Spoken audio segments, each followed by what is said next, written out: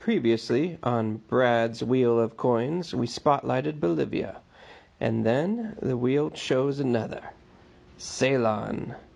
So let's go find out where Ceylon is, because before this video, I didn't know.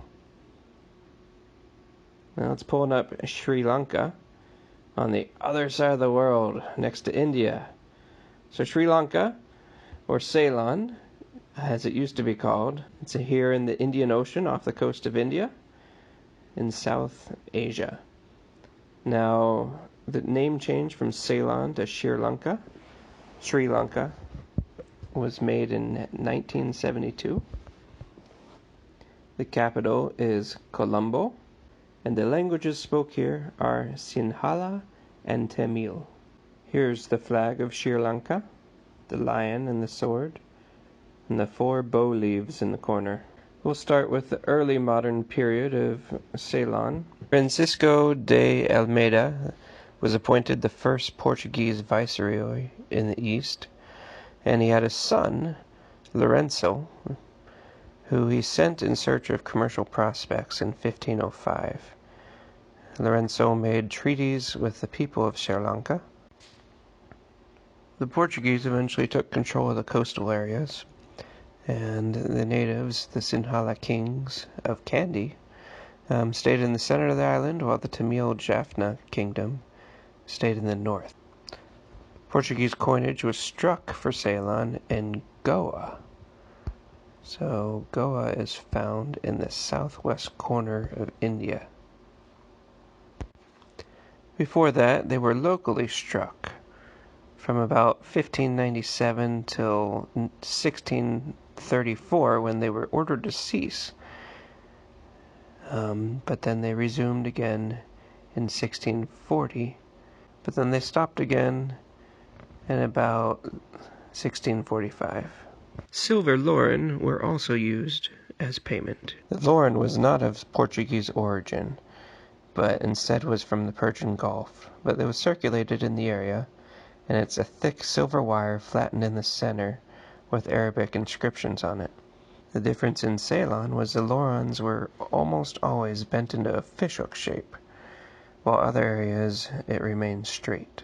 Eventually, Dutch explorers arrived on the island, and in 1638 the Sinhalese king signed a treaty with the Dutch East India Company to remove the Portuguese who ruled most of the coastal areas.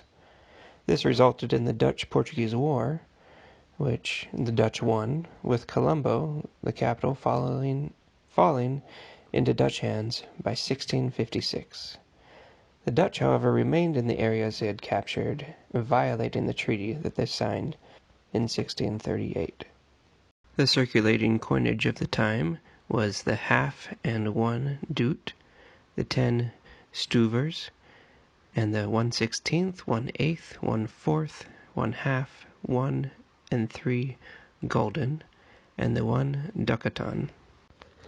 Next, the British came in. 2 years after the British came in, the Kandy king, no, not that king of Kandy, this king, Sri Rajadhi Rajasena, died of a fever. Following his death, one of his nephews, Kanasami, was crowned. He was now renamed to Sri Vikrama Rajasena. His nephew was 18 years old, but this young king, and he faced a British invasion in 1803. But this king of Kandy successfully retaliated, and so the First Kandian War ended in a stalemate. The entire coastal area was under the control of the British East India Company as a result of the Treaty of Amiens. But in 1815, Kandy was occupied by the British in the Second Kandian War. This ended Sri Lanka's independence. The 18-year-old king... Oh, he's not 18 anymore. Sri Vikrama Rajasena was then exiled to India. The Kandian Convention formally ceded the entire country to the British Empire. Attempts by the Sri Lankan noblemen to undermine British power in 1818 were thwarted by Governor Robert Brownrigg. I think what amazed me most about this is that this kingdom of Kandy on this island was still independent up until 1815. That's pretty impressive, especially considering the initial occupation by the Portuguese was in 1505. The initial coinage at this time was based on the Riksdaler, where 1 Riksdaler equals 48 stivers.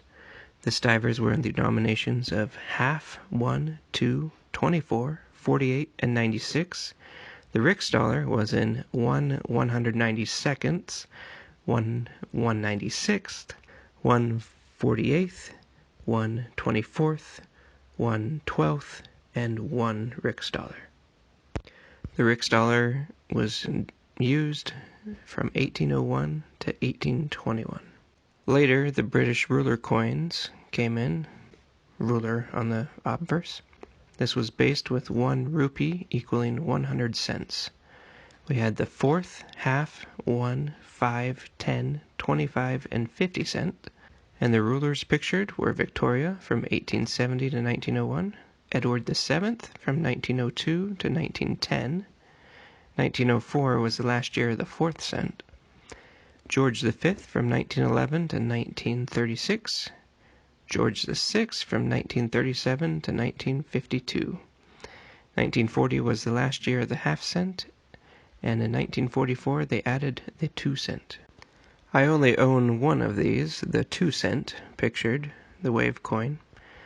I borrowed 2 others from Pennyhaven, the 10 cent wave coin, and the 25 cent. Thank you so much, Pennyhaven. Most of the coins were produced in the London Mint. The other ones, the mint is unknown. Sri Lanka gained independence in 1948 with the Solberry Constitution. There was a formal ceremony marking the start of their self-rule in Independence Square with the opening of the first parliament. The Sri Lankan decimal system continued as 100 cents equal 1 rupee as we come into their independence, with the 1 cent ceasing production in 1994, the 2 cent ceasing production in 78, the 5 cent ceasing production in 91, the 10 cent ceasing production in 91, and the 25 cent, which continued until 2009, and the 50 cent, which continued until 2009.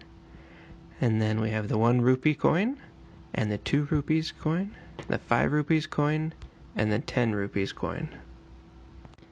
These coins were minted in the Clan-Trisant United Kingdom Mint, and also the London United Kingdom Mint. Alright, with Ceylon in the books, or Sri Lanka, as we've learned, it's time to spin Brad's Wheel of Coins!